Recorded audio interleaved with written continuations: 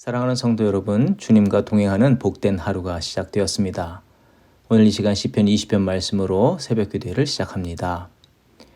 여호와께서 자기에게 기름 부음 받은 자를 구원하시는 줄을 이제 내가 아노니 그의 오른손에 구원하는 힘으로 그의 거룩한 하늘에서 그에게 응답하시리로다. 어떤 사람은 병거, 어떤 사람은 말을 의지하나 우리는 여호와 우리 하나님의 이름을 자랑하리로다.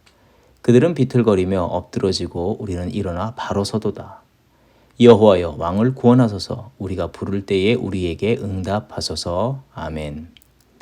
모든 믿는 자의 구원의 산성 되시며 견고한 반석이 되어주신 주님을 이 아침에 찬양합니다.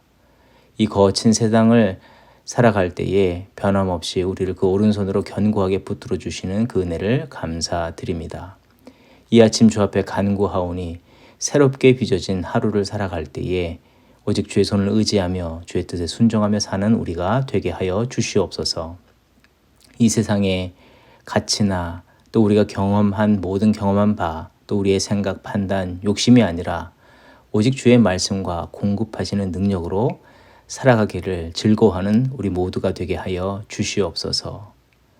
주 안에서 참된 승리의 삶을 이루는 복된 하루가 되길 간절히 소원하오며 예수님의 이름으로 감사 기도합니다. 아멘. 오늘 우리에게 주신 하나님의 말씀은 고린도전서 7장 1절에서부터 7절의 말씀입니다.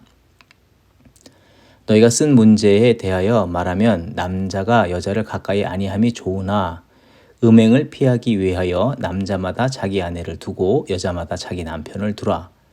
남편은 그 아내에 대한 의무를 다하고 아내도 그 남편에게 그렇게 할지라.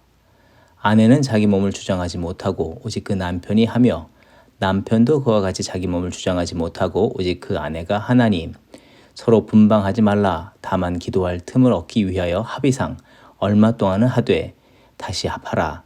이는 너희가 절제 못함으로 말미암아 사탄이 너희를 시험하지 못하게 하려 함이라. 그러나 내가 이 말을 함은 허락이요 명령은 아니니라. 나는 모든 사람이 나와 같기를 원하노라. 그러나 각각 하나님께 받은 자기의 은사가 있으니 이 사람은 이러하고 저 사람은 저러하니라. 아멘. 계속해서 고린도전서의 말씀을 묵상하고 있습니다. 고린도의 성도들은 당시 헬라의 이원론의 영향을 받아서 영적으로 구원을 받았으니 육적인 것은 결국 없어질 것이기에 어떻게 살아도 무방하다고 하며 무분별한 쾌락주의에 빠진 삶을 살았습니다. 또 한편에서는 극단적인 금욕주의에 물든 성도들도 있었습니다. 영적인 것이 고상하고 본질적인 것이기에 그 외에 어떤 육체적인 삶, 행위는 모두 악하고 부정하여서 극단적인 그런 금욕주의를 주장하는 삶을 살았다는 것입니다. 그래서 오늘 본문인 고린도 7장 1절에 고린도 교회 성도들은 이런 질문을 사도 바울에게 하였습니다. 금욕적인 관점에서 질문을 하는데 남자가 여자를 가까이 아니함이 좋다고 주장하고 있는데 그것이 그러한가라는 질문입니다. 거룩한 결혼관계, 부부관계마저도 금해야 한다고 하는 이 주장들이 있었는데 그것에 대한 사도 바울의 대답은 어떤 대답이었습니까? 2절의 말씀, 음행을 피하기 위하여 남자마다 자기 아내를 두고 여자마다 자기 남편을 두라 말씀을 전하고 있습니다. 2절의 말씀만을 보면 금욕주의자들의 시각에서는 바울이 쾌락주의자로 보일 수도 있고 한편에선 남편과 아내의 존재의 이유가 서로의 성적인 욕망을 해소하기 위한 그런 존재로 해석할 수가 있는데 이것은 바울이 말하려는 바를 잘 이해한 것이 아닙니다. 본문을 이해하기 위해서는 하나님의 섭리 속에서 그 큰 틀 속에서 이것을 바라보고 이해해야 하는 것입니다. 사도 바울이 말하는 바는 철저히 하나님의 창조 질서, 법칙 속에서 남성과 여성을 이해하고 설명하고 있다는 사실입니다. 사도 바울이 3절과 4절에서 말하는 바 당시대의 여성의 이 사회적인 지위로 볼 때에 아내가 남편과 같은 동등한 지위에서 서로에게 귀한 선물이 되며 거룩한 의무가 있다고 하는 이런 표현은 매우 놀라운 주장입니다. 그런데 이것이 본질적인 하나님께서 남성과 여성에 대하여 가지신 생각과 계획을 그대로 표현한 것이라는 사실입니다. 어디서 알 수 있냐면 창세기 2장 19절 이하의 말씀을 볼 때에 우리는 분명히 알 수가 있는 것입니다. 아담과 하와, 남편과 아내가 창조된 이 기사가 바로 그 내용입니다. 남편이 아내에게 자신의 일부인 뼈를 내어 주었고, 또한 그로 만들어진 아내는 남편으로 하여금 내 뼈 중에 뼈요 살 중에 살이라고 하는 그런 찬사를 듣게 되었습니다. 남편의 전부가 되어 기쁨이 되어 주어졌다고 성경은 말해주는 것입니다. 또 이어서 남편과 아내가 서로 합하여 둘이 하나 되었다고 설명하고 있습니다. 결국 누가 우월하며 열등한가를 드러내는 것이 아니라, 그래서 또 누가 누구에게 속하여서 종속적인 관계가 되어졌다는 것을 설명하는 것이 아니라 서로에게 주는 관계, 섬기는 관계, 서로에게 헌신하는 관계를 말해주고 있는 것입니다. 또 계속해서 창세기 2장 25절 말씀을 보게 되면 남편과 아내, 아담과 그 아내가 두 사람이 벌거벗었으나 부끄러워하지 아니하니라. 서로에게는 수치와 부끄러움, 곧 감정적인 부분에서도 사랑으로 이해와 용납, 섬기는 관계임을 말해주고 있는 것입니다.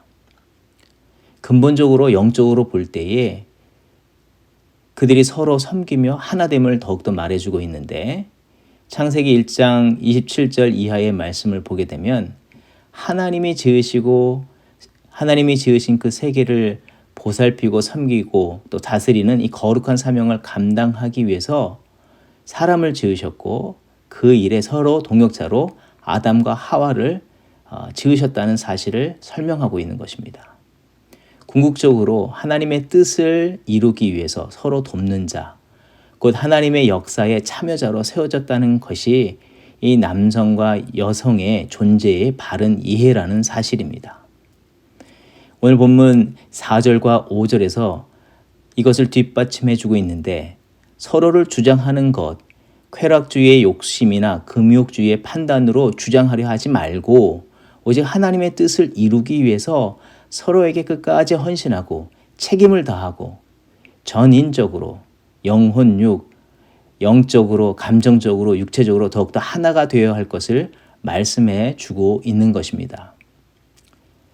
고린도 교회의 이런 오해와 문제들이 왜 발생했는가에 대해서 다시 한번 되돌아보며 생각해 볼 때에 우리는 첫사람 아담과 하와가 사단의 거짓과 꾀임에 빠져 자기 좋을 대로의 판단과 행동을 하다가 죄를 범하고, 또 친밀한 두 사람의 관계가 비난하고 정죄하고 책임을 전가하는 비정한 사이가 되어진 것처럼 세상의 그릇된 사상에 의해서 하나님께서 사람들에게 주신 거룩한 선물인 성을 오해하도록 했고, 쾌락주의는 영적인 교만과 무지 속에서 서로를 자기의 욕심의 만족의 대상으로 바라보게 만들었고, 금욕주의는 주의 뜻을 이루기 위한 거룩한 가정 공동체의 그 친밀함과 하나됨을 와해시키는 결과를 낳게 했다는 사실입니다.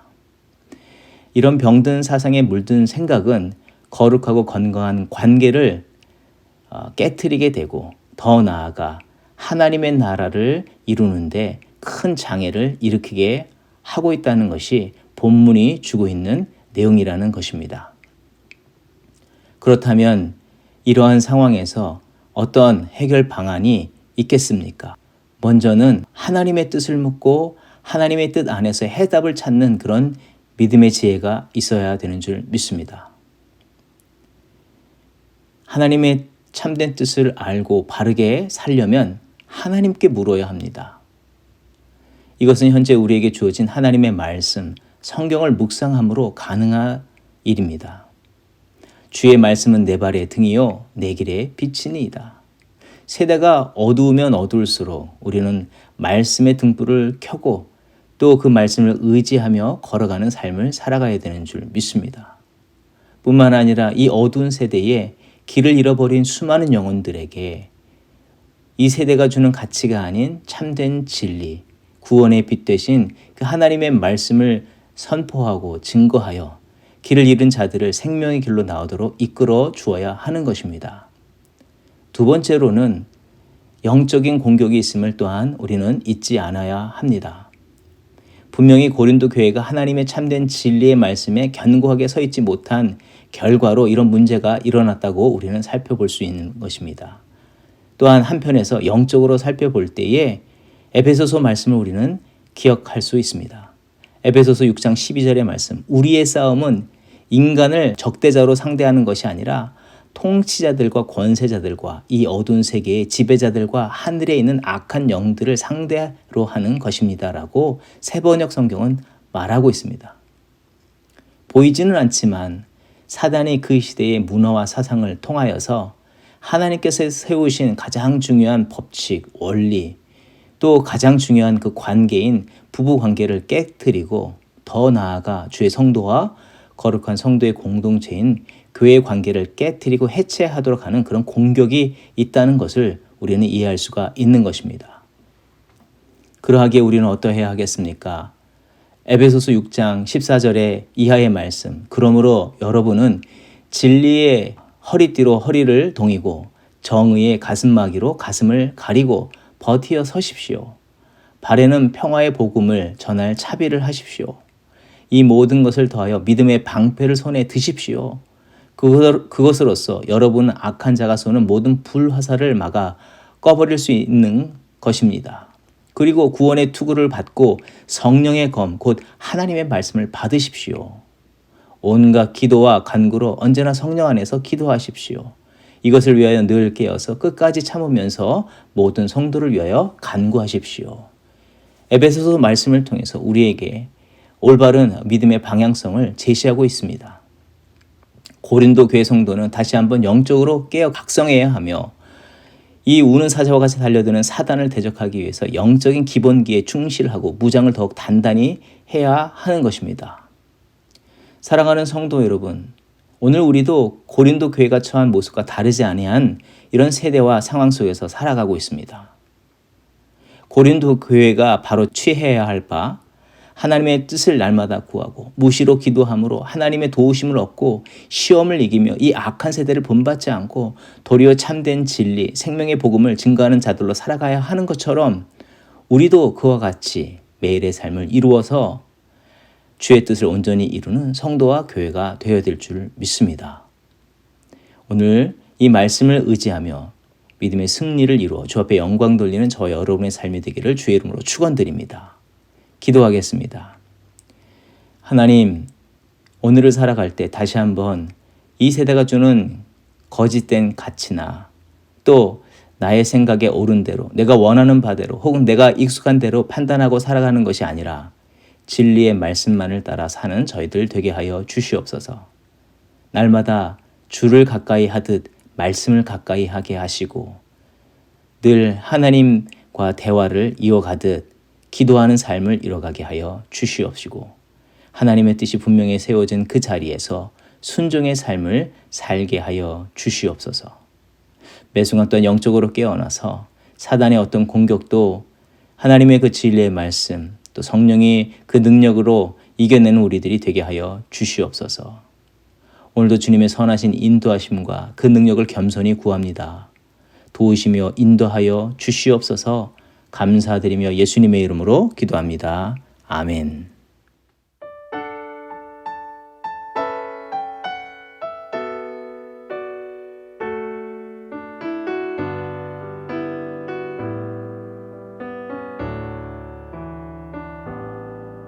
주 선한 능력으로 안으시네 그 크신 발로 날 붙드시네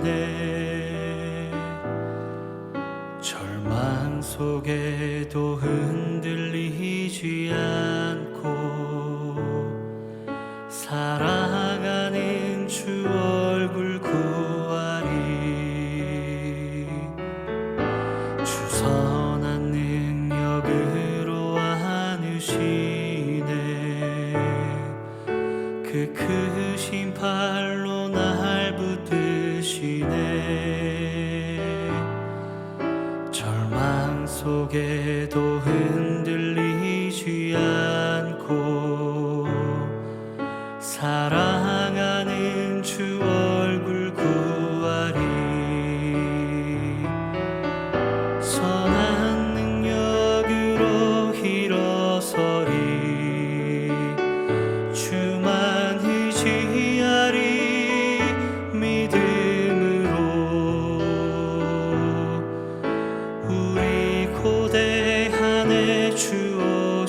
그날 영광의 새날을 맞이하리. 이전의 괴로움 날에 워싸고 고난의 길을 걷는다 해도 주님께 모두 맡긴 우리 영혼 끝내 승리의 날을 맞으리. 선한 능력으로 일어서리. 주만 의지하리. 믿음으로 우리 고대 안에 주 오실 그날 영광의 새날을 맞이하리. 주님이 마신 고난의 승자는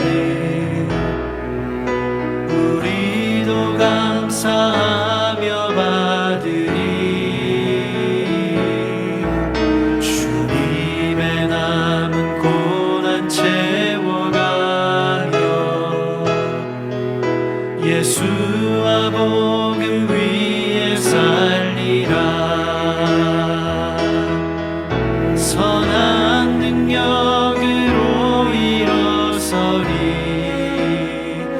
주만 의지하리. 믿음으로 우리 고대 안에 주 오실 그날 영광의 새날을 맞이하리.